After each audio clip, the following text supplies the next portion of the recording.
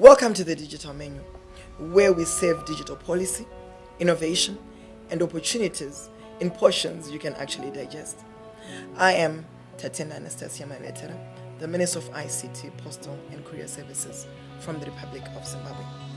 I really want to thank you for engaging with us as the Minister of ICT. Last week, we got questions coming in, and I think it's only important for me, before I get to the menu for today, maybe it's quite important for me to respond to these questions. Probably want to know when is she going to engage with Meta and Google as the Minister of ICT, probably to facilitate for monetization here in Zimbabwe.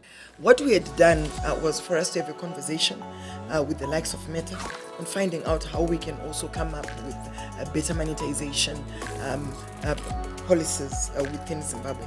And of course, we are still engaging them, and I'm sure very soon we'll be able to appraise all of you. We are also strengthening copyright and data protection enforcement so that creators and innovators can monetize their content safely. At the same time, we are also opening up public sector digital procurement to local startups and local digital service providers. If you build a solution that solves a public problem, the government should be able to become the first consumer. Government indeed is the greatest buyer. So we need to actually be able to work with partners to increase access to affordable devices and innovation financing. Lower and moderate the data prices so that the regular Zimbabwean, the regular youth can afford to access and stream, in my case, since I'm an artist, accessible sites with money they can afford. I said it last week that, we have always said this, data is the new oil. The cost of data is not just a telecommunications issue. It is an issue to do with infrastructure, energy, taxation, competition, and also demand. This is why we are taking a lot of a government approach to make sure that we work towards the cost of data. We are expanding our national fiber backbone to reach out to more districts and public institutions. We are also at the same time encouraging infrastructure sharing among our operators so that they do not duplicate expensive investments. We are also establishing a local internet exchange points to reduce the cost of routing traffic internationally. We are also reviewing our fees and levies as guided by our president to make sure that the more that we're going to reduce the cost, that means that in other ways it is also going to go in a long way to reduce the cost of data. We had been instructed to make sure that we review our fees and licenses, and that we've been able to do as Minister of ICT. We are working with our operators to create more affordable data bundles for our students, our SMEs, our innovators, and even for the low-income communities. We cannot promise the prices to fall overnight, but we are committed to making connectivity more affordable and more accessible. Cheaper data is not a luxury. It is a foundation for jobs, education, and innovation. I will advise the Minister of ICT to reconsider the approval or tuition of institutions which are accredited to offer data protection services. A number of you have asked about the decentralization of the DPO training. It's very true. These are the very much needed critical skills, and we need to make sure that they are not only concentrated in the capital city. Data protection is not a compliance burden reserved for big corporations. It is got to do with digital trust, and digital trust must be built in every province, in every district, and every community. We are therefore decentralizing the DPO training through a network of regional training hubs and also other institutions that we think are quite essential. Potras has already informed us that they're already putting that in place, where we have more universities, more polytechnics, and accredited private training providers, ensuring that they would also be able to provide for this data protection officers training. We are also developing an e-learning platform so that all small business owners can also be part of it, can also be able to also participate online, even in their homes. This is quite important so that at least distances that people travel will actually be cut. In the coming months, I will roll out a training train the trainer program, which we believe is also essential for us to make sure that no one is left behind. Our President, His Excellency Dr. Idi Mnangagwa, has been very clear to say that we need to come up with policies where we don't need to leave anyone and any place behind.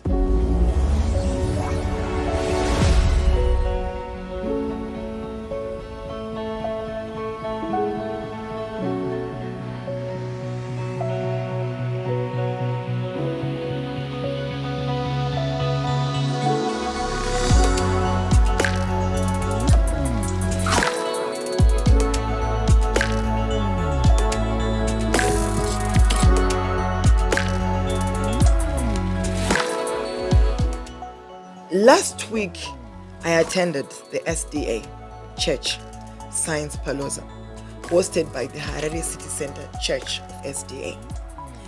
What I saw looks exactly what we want and intend to do as government.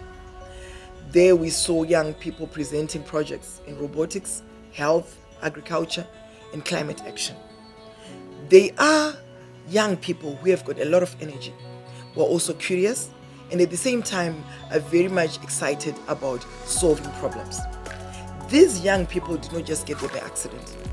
It was because of the faith-based organization that they came from, which is SDA, and therefore they then brought about teachers who volunteered their time, when then we got parents also supporting the learners, and students investing in this energy. Therefore, that means that there is an ecosystem which has been set. So we have got the church coming in to also assist, and then we have got, of course, teachers also assisting to make sure that this becomes a reality. And of course, these young people who are so curious to make sure that they solve problems which contribute towards national development. The conversation included a lot of ministers. For example, the Minister of Agriculture, who then came in to find the ways that science and technology can also advance agriculture.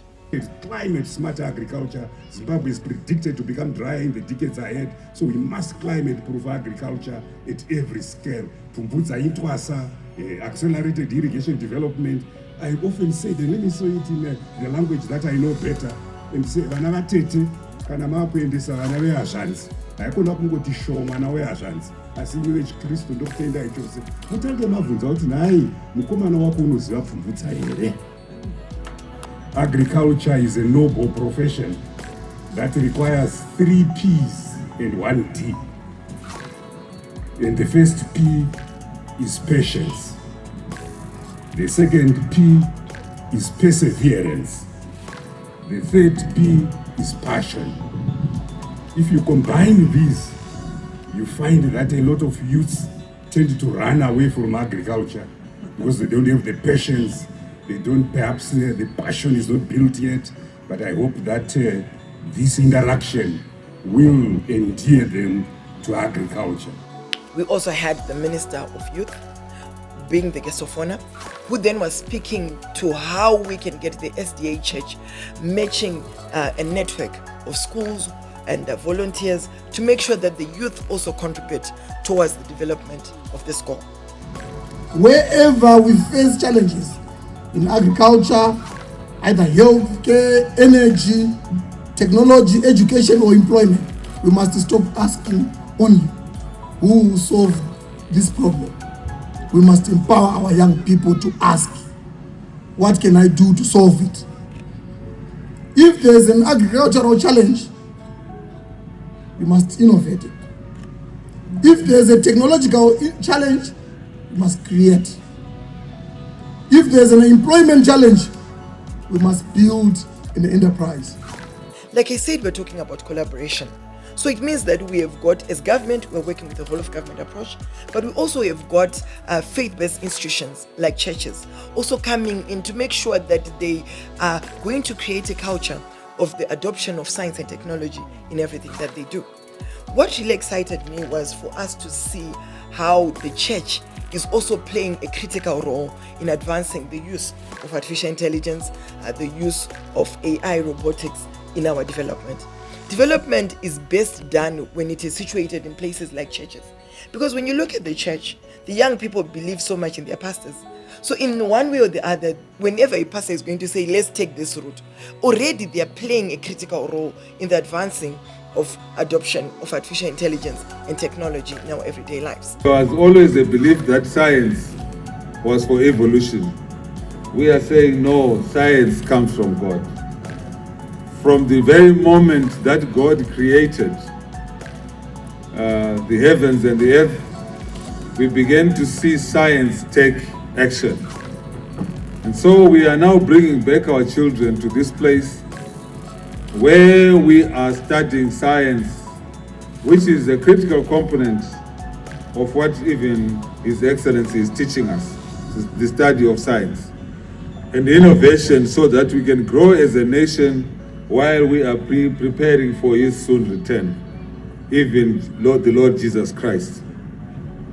So, as you can see, we have banks, we have robotics, we have agriculture, we have the clinics. All of these things are now being driven by science. And so we want to inform you as government that we as a church, we would like to work with government. We want to participate with government in the development of the country, and that we will continue to work with you while we are preparing for Jesus' return. The church is a community. Therefore, if they're going to collaborate with government, that means that already we are getting a trusted space where we can have a digital learning center being initiated there. And of course, we'll also have innovation hubs put in churches. I'm also grateful that our President, His Excellency Dr. Idi Mnangagwa, visited a church, and that was in Gwanzura Stadium. And it was very clear that the church has to partner with government, and often vice versa, to say the government can also partner with churches to make sure that we advance innovation, technology, and also the adoption of the use of various technologies that we have. And I think this is quite critical. Coming up with the church, also bringing initiatives that our young people can be able to embrace, is the right way to go. Going forward, I look forward to see all the churches of our beloved motherland playing their part in the programs and projects outlined in our development strategy. The ministry is available to provide for connectivity, curriculum development, also having trainers to advance on the use of technology. Our president gave us an ambitious target to make sure that by 2030, we need to achieve 100% digital literacy. So it means that as government, we are there to provide for connectivity, and then institutions can also assist in terms of funding. And of course, this then means that already we are having a combination that is powerful. When institutions are going to provide for funding and government provides for the policy, that means that we are aimed at the right direction. We are indeed inviting more institutions to formalize partnerships with the ministry. If you're a church, a school, a university, or even a community-based organization, we believe that there is work that you have to do. As Minister of ICT, we have even partnered with various institutions. Last time we even went to Mbari. And in Mbari, there is a group of young people who just decided to build a computer lab. And we went a step forward to provide for the gadgets. So these are initiatives that we also see as government, to also say that when the community has also done something, we are also ready to support. We even had to offer at one point in time where we said, if we have got old students associations also coming in to assist us at various schools that people would have come from, why then can't we also then lend a hand to say, of course, they've done this, why can't we also then support? We have got old school associations. We have also partnered with ministry to say we also have got this part to play. So the institutions are quite broad, where we can also have people coming in to say in terms of the infrastructure development within the ICT sector, we are also ready to also lend a hand. So we have got various companies that have come through as well to say we also have got this part to play. So when it comes to development, especially in the ICT sector, it's not up to government alone. Let's collaborate. Let's find out initiatives that we can put in place for us to advance the adoption of artificial intelligence, the adoption of ICTs, so that at least we'll have a digitalized Zimbabwe by 2030. We are mapping innovation hubs, community libraries, where we can also have worship playing as a digital access point. We are launching the Digital Ambassadors Program. We launched in Mashingo, we went to Mashonaland West, and these are initiatives where we want to train our communities. We are also working with higher education institutions to align curriculum with industry needs so that graduates live with skills that are ready for the market. The Science Palooza reminded me that young people are not waiting for permission to innovate.